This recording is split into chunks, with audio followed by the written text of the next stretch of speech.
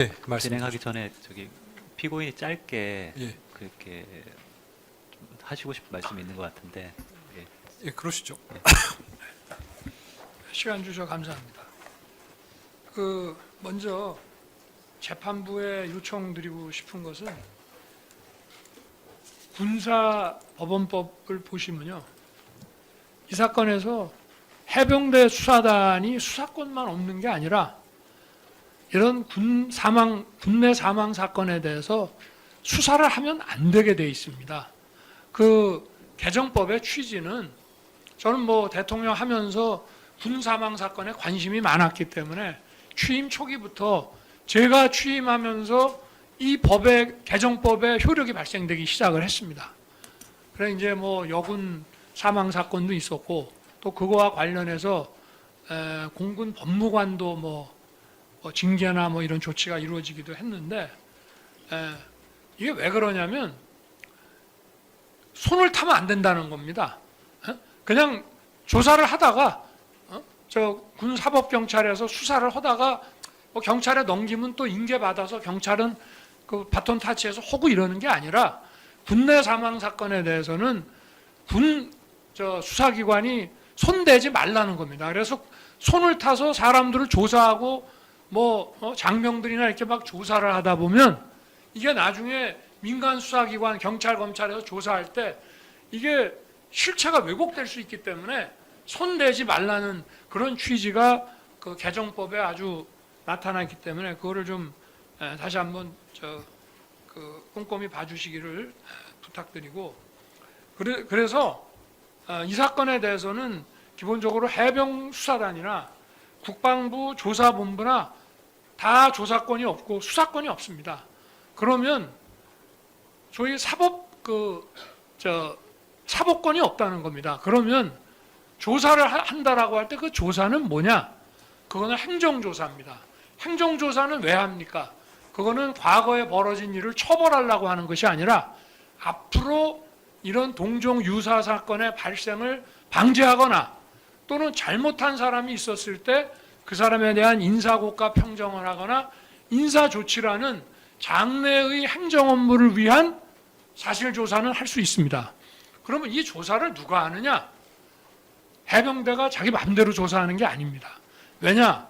여기에 과오가 있으려면 해병대가 과오가 있을 수 있고, 그 최수근 상병의 그 사망에 대해서는 또 해병대 2개 대대가 당시에 경북 예천에 있는 그 육군 50 몇 사단에 파견을 가서 일을 하다가 이 사고가 났거든요.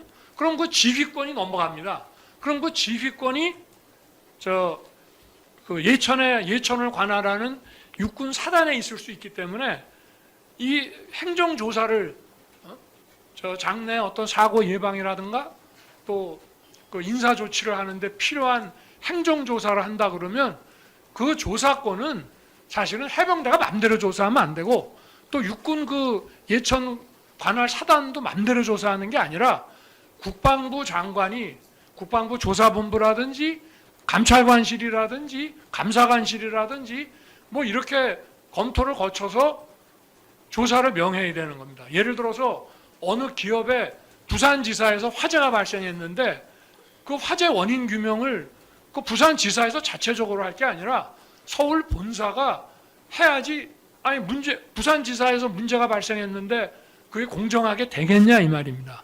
그래서 이게 기본적으로 수사권이 침해가 돼서 직권남용 어쩌고 공소장에 막 이렇게 돼 있는데, 그리고 아까도 해병 그 사령관하고 방첩대장 해가지고 식사하면서 수사단장이 자기가 마무리를, 아니 기본적으로 안 되게 돼 있다는 것을 법적으로 좀 얘기를 하고 싶고요.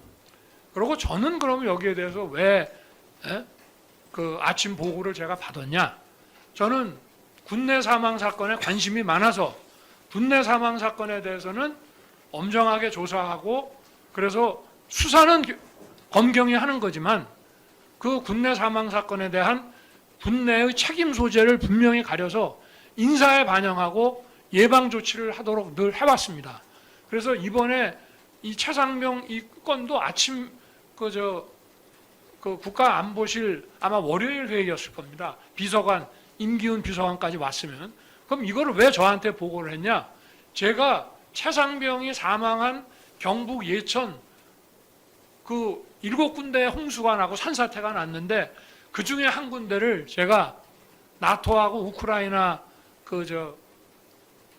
방문을 마치고 오자마자 바로 제가 그 아침에 갑니다 거기에. 그래서 사고 현장을 제가 봤기 때문에 군에서도 관심을 가지고 보고를 했고 국방부나 대통령 안보실에서도 제가 그 1등병, 2등병 사망 사고라도 그 사망 원인 또 향후 조치에 대해서 관심을 늘 가져왔기 때문에 대통령 보고를 한 거지. 통수권자가 여기에 관심 없으면 이거는 아침 안보실 보고 대상에 들어오는 게 아닙니다. 그럼 제가 이걸 가지고 왜 임기훈을 좀 나무랬습니다. 뭐 경로라는 거는 뭐 자기 생각이니까 그럴 수 있겠죠. 왜 나무랬느냐? 자, 사단장부터 상사 중사까지 8명을 쭉 적어놨어요. 근데 제가 지금도 기억이 나는데 수사는 경찰이 하는 겁니다. 그거는 뭐 이쪽에서 이첩을 몇 명을 하든지 말든지 그거는 경찰이 알아서 뺄 거 빼고 없어도 넣을 거 자기네가 넣으면 되는 건데 제가 임기훈 비서관한테 물어봤습니다.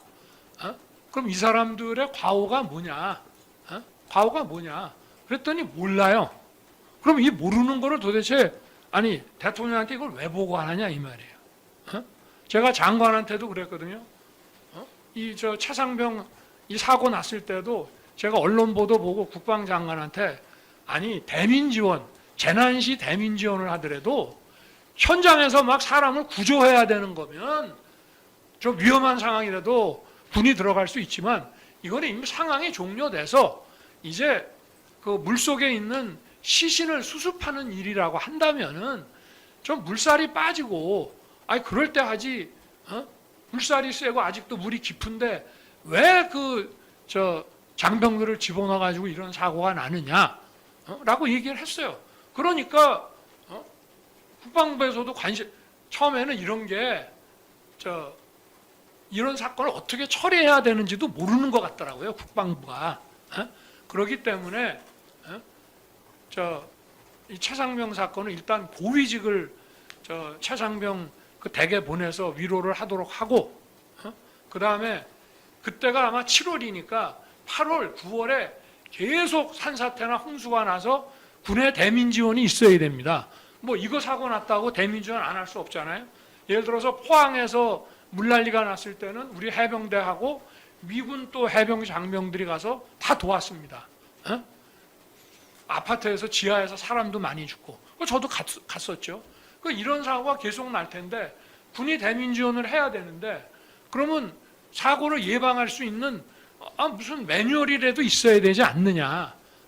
그렇기 때문에 군에서 도대체 8명이라고 이렇게 사단장부터 중사까지 상사 중사까지 해놨으면 어느 포인트에서 누가 뭘 잘못했는지 입수지시를 위해서 막 함부로 했으면 윗사람이 책임지면 되는 거고 아니면 현장에서 뭐 예를 들어서 구명조끼 같은 거를 입고 들어가야 되는데 그게 배달이 됐는데도 안 입히고 들여보냈다 하면 현장에 있는 책임자가 책임을 져야 될 것이고 아니 대통령한테 제가 이 문제에 대해서 평소에 관심을 많이 가지고 있고 현장도 가고 하니까 저한테 보고를 하는데 보고하는 비서관이 도대체 누가 뭘 잘못했는지도 모르고 8명 그냥 경찰에 보낸답니다. 아니 경찰에 8명을 보내든 10명을 보내든 2명을 보내든 알아서 하는 거지만 그래서 제가 이 문제점을 지적하고 뭐 경로하고 화를 냈다 하는데 만약에 제가 이거 가지고 화를 냈다면은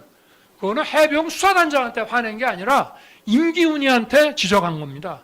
해병 수사단은 권한도 없고요. 그리고 솔직히 해병대 안에 무슨 사고가 얼마나 일어난다고 해병 수사단이 정말 수사를 한다고 하더라도 수사 실력이 얼마나 된다고 그 수사단에다가 잘했니 잘못했니 하면서 검사 26년 한 대통령이 화를 내겠습니까? 저 피고인. 네, 그러니까 그 정도만 일단 말씀을 드리고요. 예, 다음 기일에 또 말씀해 주시죠. 지금 시간이 저희도 또 오후 재판을 해야 돼서 제가 시작이기 때문에 이런 기본적인 부분들을 좀 말씀을 드리는 것이 예, 앞으로 다음 기회에도 재판하는데, 나오실 테니까 네, 재판하는데 시간도 좀 효율적으로 쟁점 정리가 좀 될까봐 말씀을 드리는 예. 겁니다. 감사합니다.